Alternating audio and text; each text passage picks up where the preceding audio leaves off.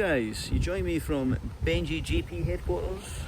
This is a little update on the Honda Acty, just to show you how the vehicle looks now. I've obviously made some changes to it, just to give you a quick walk around and let you see what kind of differences I've made to the vehicle since I've owned it. So here's how she looks now. A little bit different to when I first took the video. Big thing you probably notice is the alloy wheels are different, got a sun strip, gave it an overall tidy, so I'll put it around it and just discuss what I've changed. So first of all, we'll talk about the wheels. So originally in the old video there were 13-inch wheels on the vehicle. They were red mesh style kind of things. You can see here that I've went for mini light style wheels. These are actually 12 inches in diameter, and it was an absolute nightmare to get them to fit because they barely clear the brakes, and I mean that like in every sense of the word. They barely clear the brakes. I'm still running a 145 wide tyre. It's a 145 70/12. The reason I wanted these wheels is I could not find any other wheels in this colour combination. So it's like an anthracite gunmetal-y grey in the centre, and obviously a polished lip, which I think just suits the vehicle to a T, and it kind of looks a bit like a Watanabe. I also got some decals made up to kind of look like Watanabe wheels, just to kind of make it as close as I could without actually paying a fortune for 9-inch wide Watanabes that won't fit. They're the same width and size all round. So obviously it's a 4-wheel drive vehicle, so I wanted to make sure that I wasn't going to damage the transmission. I've also got a full-size spare tucked away under there as well, just in the inevitable that if I do get a puncture I need to put it on, I've got the same size of wheels all round.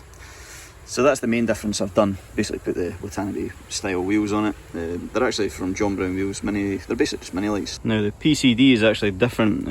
These are mini wheels, so the PCD is 4x4 inch or 4x101.6. You can see that I'm actually running wobble nuts, not something I usually like doing, but I've racked the miles up on this thing now, and I've rechecked the torque every so often, and they're still tight. The only one downside of this, there is no centre bore for the spigot to locate. So I kind of had to do a fancy setup using like a wiggle washer that goes over the drive shaft and that centres the wheel, and then I had to use a 12mm spacer to stop it hitting the brakes. I also had to take a little bit off the brakes as well. I had to grind down the carrier slightly, and I had to basically grind down the caliper a wee bit as well. So yeah, definitely don't try and put 12-inch wheels on your Honda Acty. Stick to 13 alloys. But it's quite annoying because 12-inch steel wheels fit, but the thinness of the steel wheel and the low offset of them really helps. But you live and learn. I'm glad the way it looks now. It's turned out okay, so pretty happy with the way it's turned out. So the next big change, obviously the sun strip. Like I said, I had an old garage fuckhouse street legal sun strip there that I got off Shand. Not put it on anything yet. I was saving it for something special, so I think this kind of suits the car to a T. Got it a little bit squint, which annoys the fuck out of me, but I'm not the best at applying these kind of things, but it'll do. I gave the bumper a quick back to black, a little bit of silicone spray, and give it a good clean. Another thing is obviously the private registration plate. Actually one of my favourite parts. I'm so glad I bought it because I don't really like buying private regis, believe it or not, even though I've got another two. But they're a lot of money for something that doesn't really do anything, but I think it just suits the car to a T. Like, I think the original registration was just like an R reg for Romeo. It was like Romeo 23, like NDS or something. It just didn't look cool at all, and I just couldn't imagine that in the front of it. So it was kind of the best bit of money I've spent on it, and I think it just adds value to the truck in general. So it's one of the best purchases I've made in my opinion. The next change is inside the vehicle. If you remember the seats that were in the vehicle, they were horrible looking vinyl seats that had rips in them and stuff. Bought these tailored seat covers from Japan. I'm not going to tell you how much they were because they weren't cheap, but they make such a difference to the inside of the vehicle, and they're tailored to fit. I mean, you barely know. A lot of people have actually asked me if these are just another different seats, and I've said no, they're actually seat covers, but very good covers. They don't slide about like normal ones. They even come with the headrest as well. So yeah, it makes such a difference in here. It modernises it just enough, but without making it look tacky, I think. So such a good modification. I'm so happy I did. Another thing I've done as well, went for the personal steering wheel. So I went 1 inch smaller than the factory wheel. I think the factory wheel is 14 inches in diameter, and I think this is 13. It is a little bit on the small side, but it only really is a disadvantage when you're trying to park it because there is no power steering, of course. But on the motorway and driving around town, it's actually quite a good size. It is quite slidey though, but I think that'll obviously grip up over time because it's polyurethane, I think.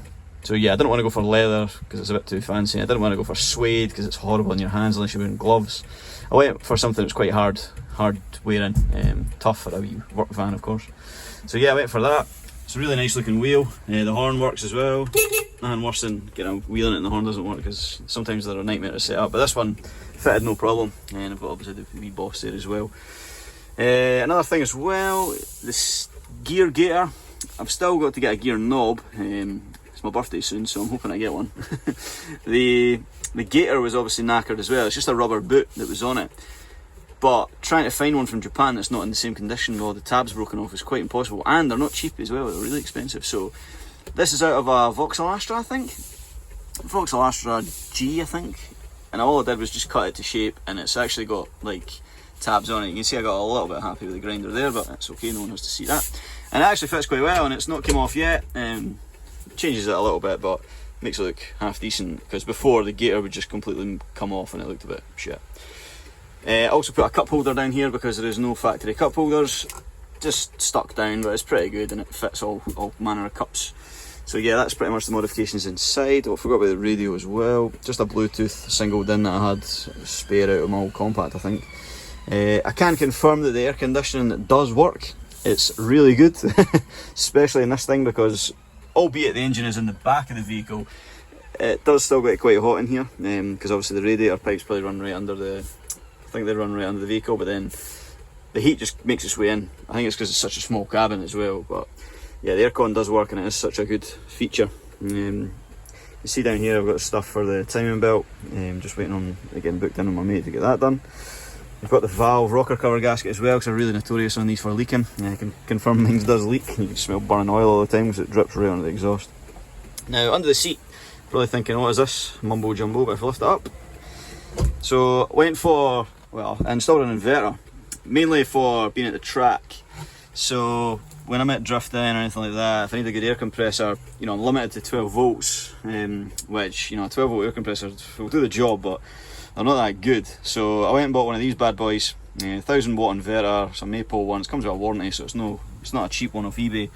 And it's rigged up constant, it is fused, and it is a bit close to the washer bottle for my liking, to be honest, but it is fused, and usually when I fill this up I'll use a funnel so I don't spill any, so it is safe enough for me. I've installed it, it's hardwired to the battery. I ran the cables underneath, you can see them, they kind of make their way out here, and there's a big massive inline fuse there, and it goes straight onto the battery. So I've got an inverter rigged up all the time, it's got two outputs. I plan on taking I've got a wee 6 litre compressor, which it'll be great for blowing up tyres and stuff like that at the track when you just need that wee bit extra power, because obviously the little 12 volt ones, they don't really do as good a job, to be honest. So yeah, that's the setup for under the seat. The last thing to show you is probably my favourite, is my little Japanese cat. So he wishes me good luck when I'm driving, because if I do crash in this thing I'm probably not going to make it. Considering, yeah, that's the crumple zone is your feet, so yeah, he's going to bring me good fortune, I hope. So I've actually done about 200 kilometres in this thing now, and the fuel tank's sitting just above half.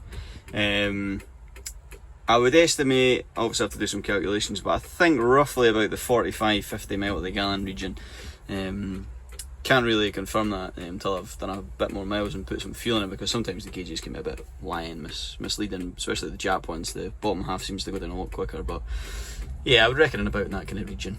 But you don't buy one of these for fuel economy, you buy it because it's practical, so it's a bonus if it's alright on fuel, but with being a 0.6 litre I can't imagine it being terrible. Those are the main changes I've made to the truck. So in the back of the truck I've also put this rubber matting down, and it kind of makes it look a lot better. It's covered in everything, like leaves, bird shit. You can imagine it gets black, but it actually makes quite a big difference, you know, just aesthetically when you look at it. It doesn't look all rusty, because obviously there's a lot of stuff gets put on here and the paint gets scraped away over time, so it kind of makes it look a bit cleaner. But one thing about it is it absolutely stinks. Like, all you smell when you walk near this is this rubber now, so I mean, I was hoping it would go away after a while, but I'm still waiting. And the last thing I've done, I tinted the rear window myself. I bought the cheapest tint I could get off like eBay. I didn't want to spend a fortune on tinting the back window, but I thought it would probably make it a bit more private. So I tinted it myself. It's not the best job, because there's a wee bit of like peel at the sides, but for the most part it does the job, and you can barely see through the front. You can kind of more see yourself, but quite happy with how it's turned out. And I think as a whole, you know, I've made it look a lot more modern and a lot cooler, I think. You can see I was at the Mighty Drift Land for the BBC a couple of weeks ago. But yeah, I'm pretty happy with how it's turned out. Future plans, kind of want to get a tow bar for it, and you might laugh because you think that thing's not going to tow anything, but I don't know, I had it on the motorway a couple of weeks ago and it actually held its own. It got up to 70 mile an hour, which I was quite impressed with. Although I wouldn't want to sit at that speed because, well, you feel like you're going to, like, the thing feels like it's going to blow up. But it's sat there okay, and you've got to remember that these wheels are actually smaller in diameter than the factory wheels. So the speedo was off by about 5%, but I took that into consideration and it did get up to 70. But what you've got to remember is the top speed is going to be reduced because of the smaller wheels. So it technically has a lower top speed, but it's going to get there quicker, if that makes sense. So I think it can tow a trailer, no problem. I've obviously got my trailer there. It's just a single axle. It's currently got a tyre machine on the back. So what I'm hoping to do is obviously get the tow bar on the back, rig it up, and then I can put some tyres on the back and bring some nice wheels up. Just change them at the track rather than bringing 24 wheels up and then, you know, changing 24 tyres before each event. That way I can just take tyres up in the back of this, strap them all down, and that way all I need to bring is the trailer. And then it's ready to go because I've got the compressor and the inverter all set up, and I think it should power that machine enough. Who knows? So yeah, that's just the future plans with this little thing. There's a company called Gold Star Parts, and they make a bespoke trailer attachment which actually bolts onto the rear leaf spring.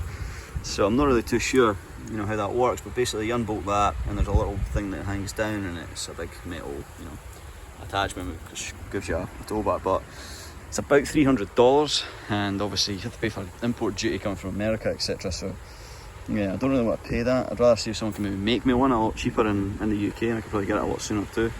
But if it's bespoke and tailor fitted, I kind of want to go that option just so I don't have to cut and weld anything. But it's not really my area of expertise. But we'll see what happens. I'm not really in a mega hurry. I've got the tow bar in the back of the camper, so I can tow it in the time being. But there is a few drift events coming up. There's a private day I'm going to. There's also a practice day for SDC round 2, and I'm going to be attending SDC round 2 as well. First competition event I've done since my very own Garage Fuck House Street Legal back in 2015. So we'll see how the Skyline gets on, but hopefully the wee Acty is going to be there as a support vehicle. And yeah, we'll keep tuned for more further updates on the wee Acty. And say goodbye, Bailey!